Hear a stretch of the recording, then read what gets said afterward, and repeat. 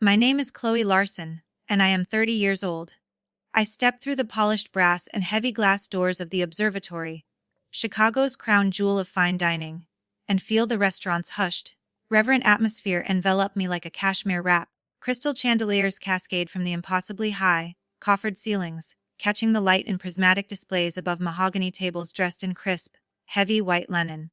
Floor to ceiling windows, 2 stories tall, frame Lake Michigan. The evening water glimmers like scattered diamonds against the darkening sky. Miss Larson, welcome back. The general manager, Mr. Cole, a distinguished man in his 50s with salt and pepper hair, steps forward with practiced grace. Your private dining room is ready. I nod, giving him a small, appreciative smile. Thank you, Mr. Cole. I'm conscious of my family trailing behind me, their conversation halting abruptly.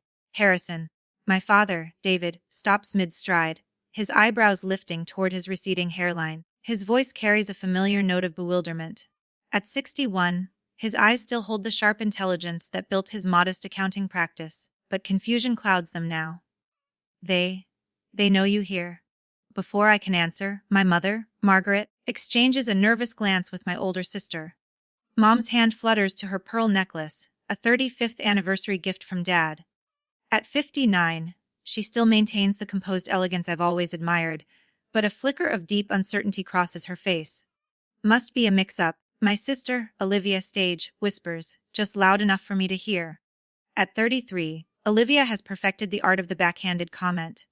As the communications director for a mid-sized marketing firm, she wears her title like armor. Tonight, she's dressed in a severe designer suit that I know for a fact costs more than what my family believes is my monthly rent. This place must clear 8 figures a year, my 25-year-old brother, Mark murmurs, scanning the room with the analytical precision of a fresh MBA graduate. He's mentally calculating the cost of everything, from the imported marble floors to the vintage champagne being poured at a nearby table. Behind them all, Ben, Olivia's husband of 3 years, checks his watch, his eyes lingering a beat too long on the menu prices discreetly displayed near the host stand. Right this way, Mr. Cole continues, either oblivious to or, more likely, deliberately ignoring my family's stunned reaction. He leads us through the main dining area, past tables of Chicago's elite, past politicians and tech moguls sipping wines worth more than what my family thinks I make in a month. When we reach a private room in the back, set off by heavy oak doors, my father stops short. A small, polished gold plaque beside the door reads, "The Larson Room." His eyes meet mine, a question forming. "Happy birthday, Dad," I say quietly. Inside, the table gleams beneath a private chandelier. A massive bouquet of my father's favorite white lilies scents the air. As we settle into the plush, high-backed chairs, the conversation begins to unravel, just as I'd anticipated. "Chloe, honey," Mom starts, her tone the same one she's used since I was in college. Gentle, loving, and deeply condescending. This is very sweet, but is it sensible? You're still just a freelancer. Places like this are so expensive. I could have gotten us a 20% discount at Gibson's through my client connection. Olivia jumps in, leaning toward me conspiratorially. You really should have asked me first, sweetie. I know how to handle these things. I take a slow sip of water, letting the cool liquid ease the familiar tightness in my throat. This is the same song, just a different verse. Last Christmas, Mark had wrapped a copy of Personal Finance for Dummies for me, complete with a highlighted chapter on moving from freelance to a real full-time job. Olivia routinely offers to connect me with real clients at her firm, despite never once asking about the clients I already have. My apartment in Evanston is closer than you'd think, I say, instead of correcting them. My one-bedroom apartment isn't chosen for its budget constraints. It's chosen for its proximity to my company's main warehouse and logistics facility. The deliberate misdirection, a lie of omission I've maintained for years, feels both protective and painful. Still in that tiny place, Mom asks, her brow furrowing with pity. You know, your father and I saw some nice, affordable condos opening up in Wicker Park. Maybe we could help you with a down payment. I'm fine, Mom. It's going well enough, I say, my standard, vague response. The words taste stale on my tongue, worn from repetition. The sommelier approaches with a leather-bound wine list that looks as thick as a Bible. Olivia, naturally, reaches for it with the confidence of someone accustomed to taking charge. Let me handle this, Chloe. She says, the implicit message clear. You couldn't possibly know enough to make a wise choice. I slide my hand forward, my fingers gently closing over the menu. I've got this covered tonight, I say with a polite smile. I scan the familiar pages, then look up at the sommelier. We'll have the 2018 Chablis Grand Cru, please. The Ravino. Olivia's perfectly shaped eyebrows arch high. Chloe, that's a 400 bottle of wine. It's Dad's birthday, I reply, meeting her gaze steadily. Nothing but the best. My father reaches over and squeezes my hand, a flicker of genuine, surprised emotion crossing his face. For a moment, I see something new there. Not just fatherly affection, but a glimmer of real pride. When the waiter places the elegant, leather-bound menus before us, my brother Mark flips his open and chokes, audibly. 500 per person, he mutters, his eyes widening as they dart to me. It's a fixed menu. Chloe, are you insane? Ben leans toward Olivia, whispering something that makes her glance at me with renewed, sharp suspicion. I watch their reactions, feeling the familiar, uncomfortable pull of our family dynamic shifting under the chandelier light. Olivia straightens, her posture reinforcing herself, a pointed role as the successful, responsible sister. Mark's competitive nature surfaces in the quick, anxious calculations I can practically see running behind his eyes. Mom and Dad just look bewildered, uncertain about the unfolding dynamic but unwilling to interfere. I take another sip of water and remind myself of what matters. Tonight is about Dad. I say firmly. It's not about proving anything. But as the first exquisite course arrives on hand, painted porcelain plates, I wonder if that's entirely true. 10 minutes later, I excuse myself from the table, my smile firmly in place as I catch the eye of our server, Samuel. I just need to speak with the chef about my father's shellfish allergy. I explain to my family. I'll be right back. Samuel leads me toward the kitchen, but as we round the corner into a private hallway, his pager buzzes. Excuse me, Miss Larson. A moment. I will tell Chef Antoine you are on your way. He hurries ahead while I pause to check a text from my office manager. As I slip my phone back into my clutch, their voices drift from the dining room. The heavy door has been left open just a crack. I step closer to the archway, my hand bracing against the cool, damask-covered wall. What is she trying to prove? It's Olivia's voice, sharp with judgment. This whole night is ridiculous. She's going to be in debt for a year. She probably maxed out her credit cards just to book the room, Ben's baritone, always ready to reinforce his wife's opinions. I don't get it, says Mark, my brother. She lives in a one-bedroom apartment in Evanston and drives a 2015 Honda. She's not successful. Maybe she's dating the manager. My chest tightens. Each word is a needle, pricking my carefully maintained composure. She's always been thoughtful, my father says, his voice quiet but firm. Let her do this, it's my birthday. Thoughtful or not, David. My mother cuts in, her voice laced with anxiety. This is just reckless. It's embarrassing. What will people think, her spending money she doesn't have? I close my eyes, drawing a slow, shaky breath through my nose. The air tastes of saffron and truffle from the kitchen behind me. This night isn't about their approval. It's about Dad's birthday.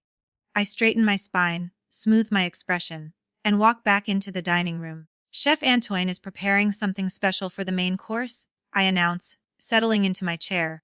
Olivia leans forward, her voice honeyed with false, public concern. Chloe, honey, is this really in your budget? We could all just chip in and go somewhere more appropriate. Her eyes flick to the delicate china, the crystal stemware, assessing each item's value while pretending to worry about my finances. Yeah, Ben nods. We don't need all this fancy stuff. Your dad is fine with his usual steakhouse. Their tag team approach is nothing new. For years, they've worked in tandem. Olivia launches the criticism, Ben follows with the reinforcement. But what's different tonight is that I can see the pattern with painful clarity. They have always seen me as the family failure. The thought forms with startling certainty as the server places our second course, a delicate butter, poached lobster. My father takes his first bite, his eyes closing in appreciation. Despite her words, Olivia doesn't hesitate before digging in, her expression betraying her enjoyment even as she prepares her next critique. I make 6 figures, she says, speaking to the table at large. And I would never waste money like this. I remain quiet. I focus on my father, on his enjoyment. 4,200 the total flashes in my mind. 8 guests, including my parents, my siblings, their partners, and myself, at 500 each. Plus the 400 wine. Plus the custom birthday cake. This meal will cost more than they think I make in 3 months. Chloe? My father says, noticing the tension. Tell me about that charity event you helped with. The one for the children's hospital. Before I can answer, Mark cuts in. You know, Chloe, if you're trying to build your freelance client base, you should focus on corporate events. Much better stability than these one-off charity gigs. I take a sip of wine. The absurdity of the situation. My multi-millionaire brother, the MBA, offering me, the CEO of a 52 million event planning company, advice on stability, brings an unexpected smile to my lips. I've spent years protecting them. Protecting them from the knowledge of my success. I was afraid of how it might change our relationship. Afraid it would make them resent me, or treat me like an ATM. I was so afraid of them seeing my bank account that I never realized they've never, ever seen me. But watching them now, enjoying this luxury while simultaneously criticizing me for providing it, I remember what my first business mentor told me. Your worth is not determined by other people's perceptions. Let your work speak for itself. Tonight, they'll finally see me. Samuel, our server, approaches the table. His attention is focused solely on me. Is everything to your satisfaction, Miss Larson? It's perfect, Samuel. As always. Minutes later, the chef himself, the famous Antoine, emerges from the kitchen. His white coat is pristine. He approaches our table. Miss Larson. A pleasure to see you again. I see my family freeze. I wanted to personally confirm, he says with a thick French accent, that we have prepared your father's main course without any shellfish, as you requested. No cross-contamination. Thank you, chef. I appreciate your attention to detail. As he returns to the kitchen, the hostess discreetly approaches. Miss Larson, is the temperature in the room to your liking? Is there anything else you need? We're well taken care of, thank you. I catch my mother watching these interactions, her head tilted, a new, sharp awareness dawning in her eyes. The server arrives with dessert, a molten Valrhona chocolate souffle, followed by a birthday cake that makes my father's eyes widen. Vanilla bean and salted caramel. I say, your favorite. This is, my dad says, his voice rough with emotion. This is the most thoughtful birthday I have ever had, Chloe. He reaches for my hand across the table. The warmth of his appreciation fills me, but it's almost immediately overshadowed by Olivia's muttering to her husband. Must be nice to blow a paycheck on dessert, when you should be saving for a real apartment. I meet her gaze. The decision crystallizes. It's time. The leather portfolio arrives with the quiet gravity of a judge's verdict. Our server, Samuel, places it precisely between my father and me, a silent acknowledgement that leaves the question of responsibility hanging in the air. Olivia, of course, lunges for it before anyone else can move. I'll put this on my corporate card, she says, her voice carrying that familiar note of authority. We can all split it later. Chloe, you can just cover the tip, if that's not too much. Despite his MBA and designer watch, my brother, Mark, still smirks. Maybe we should start a collection for Chloe's budget. What's the going rate for freelance party planning these days? Enough for a decent tip. The family tension crackles. From nearby tables, diners glance over, their expressions a mix of discomfort and fascination. Actually, I say, my voice perfectly calm despite the heat rising in my chest. I've got this covered. My purse sits heavy in my lap. I reach inside and withdraw my wallet. The black, metallic card feels cool against my fingertips as I place it on the table. The matte black American Express Centurion card. It catches the light differently than plastic, absorbing it rather than reflecting. It makes a distinctive, heavy thud as it connects with the linen tablecloth. Silence. A profound, echoing silence. Is that a fake? Olivia asks, her voice pitched higher than normal. One of those replica cards from the internet. They look so real now. I meet her gaze directly. It's quite real, Olivia. Samuel approaches. His professional demeanor slips for just a second when he spots the card. His posture straightens subtly as he collects the portfolio and my card with a slight bow. Thank you, Miss Larson. Minutes later, he returns, his expression apologetic. I apologize, Miss Larson, but our system requires additional voice verification for this card. Olivia's triumphant smirk blooms. See, I knew it was fake. This is so embarrassing for you, Chloe. I nod professionally. I'd anticipated this. Of course, It's the first time I've used this card at the observatory. For transactions exceeding certain thresholds, the Centurion service requires a brief voice authorization for security. It's a standard protocol. A Samuel nods, relieved, and steps away with my card to make the call. The table remains uncomfortably quiet. Dad looks both proud and bewildered. Mom is studying her hands. Mark is reassessing me, his MBA brain recalculating. Samuel returns, this time with the general manager, Mr. Cole, the man who had greeted us. Mr. Cole looks horrified. Miss Larson, he says, his tone deeply deferential, in a way that makes Olivia's eyebrows rise. Please accept my deepest apologies for the delay. The voice authorization has been completed. The transaction is approved. Samuel holds out the new leather folio. I sign the receipt. The total for 380 pausared. I add a generous tip, my hand steady. As I return the pen, I notice the subtle signals passing between the staff. Small nods, a new quality of attention. Miss Larson, Mr. Cole continues. I am so mortified. I should have recognized you immediately. Your company, Momentum Events, produced the United Healthcare Gala here last month. It was, without question, the most flawless event we have ever hosted. I offer a modest nod. And the governor's ball? My mother whispers, her hand flying to her pearl necklace. That was you. Your team's professionalism was remarkable, Mr. Cole gushes. The governor still mentions it. Marissa's, no, Olivia's, expression transforms from smug dismissal to stunned, pale disbelief. Her face tightens as if she's been slapped. Mr. Cole gestures to a server, who approaches with a bottle in an ice bucket. Please, Miss Larson, accept this bottle of Dom Perignon 2012 with our compliments. As an apology for the verification delay, and a thank you for your patronage. As Mr. Cole withdraws, my family stares at me as if I'm a stranger. What, Mark, my brother, whispers, his phone out from under the table, is Momentum Events. Ben, Olivia's husband, is already typing. His eyes widen as he tilts the screen toward his wife. The color drains from my sister's face as she reads whatever he has found. Her eyes lift to meet mine, filled with a million questions, and something that looks uncomfortably like fear. I take a deliberate sip of the gifted champagne. I suppose, I say, setting the glass down. We should talk about what I actually do for a living. The private dining room has grown silent, save for the gentle clink of crystal. My family's expressions are a portrait of shock. Ross signature events. I begin, then correct myself. My company is called Momentum Events. I started it in 2017, just after leaving my last job. You quit? My father asks, his voice faint. I was laid off, I say simply. The firm downsized. I decided it was a sign. I traced the rim of my glass. I saw a gap in the corporate events market. No one was delivering truly seamless, high-tech, luxury experiences. My first clients were small tech startups. I rented a warehouse space in Evanston for storage, hired 2 part-time assistants, and delivered both their launch parties under budget and with rave reviews. My mother's hand is still at her pearl necklace. You did all that while living in that tiny apartment. The apartment is 3 blocks from our logistics hub, I explain.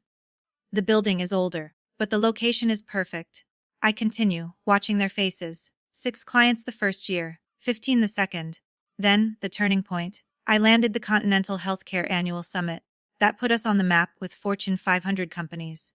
Last year, we produced 78 events across 17 states, I say. We've grown from 2 part-timers to a core team of 47 full-time employees. My father's expression undergoes the most dramatic transformation. The confusion gives way to a dawning understanding. Then, pride, raw and overwhelming, blooms across his features. He sits straighter. Excellence in every detail, he whispers, echoing the phrase he drilled into us our whole lives. Yes, I say, looking directly at him. I built the entire business on that one principle, the one you taught me. The silence that follows is heavy. Then Olivia clears her throat.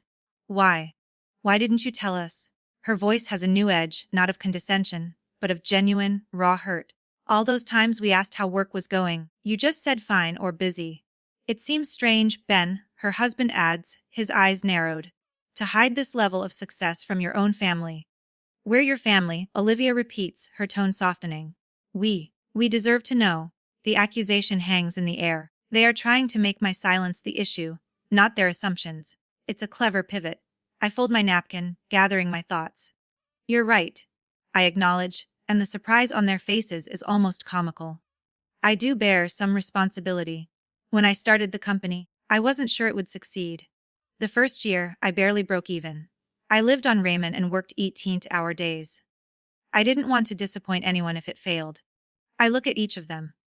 But by the time it was clear the business was viable, something had shifted. Remember Thanksgiving 3 years ago? Recognition flickers on my father's face. I mentioned I'd just landed the Northwestern Medical Conference, I say. And Mark? You asked if I was still doing those little parties. And Olivia? You suggested I apply for an events coordinator position at your firm, because it had actual benefits and a real future. Color rises in Olivia's cheeks. Mark studies the tablecloth intently. At some point I say, my voice free of accusation, it just seemed easier. It was easier to let you all believe what you wanted to believe. It was easier to be the freelancer, who was still getting established, than to fight for you to see me differently. Success didn't change me, I add, meeting Olivia's gaze. I was afraid it would change you. I was afraid it would change how you see me. Olivia's eyes glisten. We were just trying to motivate you. To help? I always knew you had potential, Ben says, though his new, respectful tone contradicts years of dismissive comments. Mark straightens his tie. With your current scale, you should really consider diversifying. I could recommend some funds. The door opens, cutting him off, as Mr. Cole returns with a bottle of dessert wine. I thought you might enjoy this with your final course. Miss Larson. The 2015 Sauternes pairs perfectly with the chocolate soufflé. He places the bottle on the table. And congratulations, again, on the Event Planners Association Award last month. Best Corporate Production of the Year. Quite an achievement. Thank you, Daniel, I smile. And your team has grown so impressively. 52 employees now, correct? Only 47, Daniel, I correct him automatically. Though we are adding 3 positions next quarter, he nods impressed and withdraws. The small factual correction hangs in the air. I have never needed to exaggerate. Current projects. My father asks, his voice gentle with a new, profound understanding. We're handling the Art Institute's annual gala next month, I reply, warming to his genuine interest. And corporate conferences for Keller Williams and Abbott Laboratories. I pause. This year's revenue projection is around 52 million. My father nearly chokes on his champagne. My mother's eyes well with actual tears. Business Chicago ran a profile last quarter, I add quietly. They estimated my personal net worth at just over 33 million. Their numbers were reasonably accurate. Olivia sets down her glass with exaggerated care, her hand trembling. The silence that follows is profound. What strikes me most is how unchanged I feel. The weight of secrecy has lifted, but I am still the same person. The same person they've always known, just more completely seen. Olivia's composure finally cracks. A single tear slips down her cheek. I really thought I was helping you, she whispers. Ben is staring at the menu prices, as if recalculating years of interactions. Mark's MBA confidence has visibly deflated, his shoulders slumped. The quiet that settles over us isn't angry or triumphant. It's contemplative. A family, shattered and recalibrating, all in the space of a single meal. I'm still the same person I was an hour ago, I say softly. My father reaches across the table and squeezes my hand. His eyes are shining. I'm so proud of you, Chloe. 3 simple words. Words I've waited 30 years to hear. Not for the money, but for the recognition. The beginning of a real reconciliation shimmers between us. Tentative and fragile. I signal for another round of champagne. We have much more to discuss. I still don't understand why you hid it all from us, Olivia says, her voice softer now, but still edged with the familiar accusation. That my choices were, somehow, about her. We could have celebrated your accomplishments together, Chloe. As a family. The sommelier refills our champagne. I notice my sister's fingers tracing the delicate stem, a nervous habit from childhood. Did you think we couldn't handle it? Mark leans forward, his MBA confidence returning in small, probing increments. That we wouldn't understand your business world. Or do you think you're better than us now? Ben adds, his loyalty to Olivia unwavering. Their questions land like arrows, each one finding the soft spots. My father watches me carefully. My mother's eyes are bright with unshed tears. We've always been there for you, Chloe, Olivia presses, always. A pang of doubt. Have I been the unfair one? For years, I've maintained this distance, constructing elaborate walls around my success. The question must show on my face. because Olivia reaches across the table, covering my hand with hers. You could have trusted us. I take a breath. The moment of vulnerability passes, replaced by the clear-eyed perspective that built my company. I wanted to be loved for who I am. I say finally, not for what I have. Their expressions shift. My junior year of college, I continue. I started dating a guy from a wealthy family. He was wonderful, until he found out I was on a full scholarship, and my dad was a small-town accountant. After that, he started introducing me to his friends as his little charity case. He'd pay for everything, but not as a gift, as a transaction. He'd correct my grammar at dinner parties. He'd helpfully suggest I buy better clothes. He needed me to be less, so he could feel more. I swirl the champagne in my glass. When I started the company, I was terrified of that happening again, especially with you. The silence is broken only by the clink of silverware. Do you remember last Christmas? I ask, my voice quiet, when I mentioned I was expanding into the corporate retreat market. Olivia, you called it my little hobby, and asked if I'd considered going back to school. Her cheeks flush. And Thanksgiving before that, I look at Mark. You offered to send me job listings from your alumni network, said it was time I found something with real stability. Mark studies the tablecloth. When I moved to Evanston, I say to Ben, you joked that I couldn't afford a real Chicago address. And Dad? I turn to my father. At your birthday last year, you asked if I needed help with my student loans. Each example lands with quiet impact. I'm not raising my voice. I'm not accusing. I am simply reflecting their own words back at them. The apartment jokes, the career advice, the networking offers. You all. You decided who I was, what I was worth, without ever really asking me. The weight of recognition settles over them, not of my success, but of their assumptions. My mother breaks the silence, her voice thick. We failed you, Chloe. My father reaches for her hand, then looks at me. One never really asked about your work, did we? Not properly. But to my surprise, Olivia's eyes are wet, but the tears seem different. Ah. I think I was jealous, she admits, so quietly I can barely hear her. While I was climbing the corporate ladder and trying to prove myself, you always seemed so unconcerned with status. So free. Now I understand why. Mark clears his throat. I never gave you the respect you deserved. I assumed success only looked like my path. I never considered you were already miles ahead. We all played our parts in this, I offer, feeling the family dynamic shift and resettle, like sand after a wave. I could have been more forthcoming. But I needed to know you saw me, not my bank account. The power balance settles into something healthier. Truth. I should tell you about my current project, I say, a small smile forming. Next month, I'm producing your 36th anniversary celebration. It's the most important event of my year. My dad's eyes widen, then crinkle with emotion. Don't overdo it, Chloe, he jokes, his voice rough. I laugh, the sound genuine and free. Dad, I produce for 12 million shows for pharmaceutical companies. For my parents, there's no ceiling. Mr. Cole returns with a bottle of rare dessert wine. As he pours, I raise my glass. To family, I say simply. To Chloe, Dad counters, his voice thick. And to family, in their eyes I see it. Finally I am seen, not the struggling freelancer, not the secret millionaire, but simply their daughter, their sister, Chloe Larson, complete and undivided.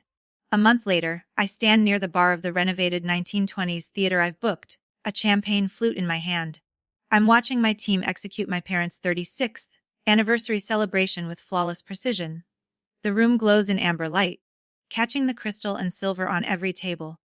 Mom looks radiant, her hand rarely leaving Dad's as they greet their 30 closest friends. That's Chloe Larson, I overhear a waiter telling a new trainee, his voice hushed.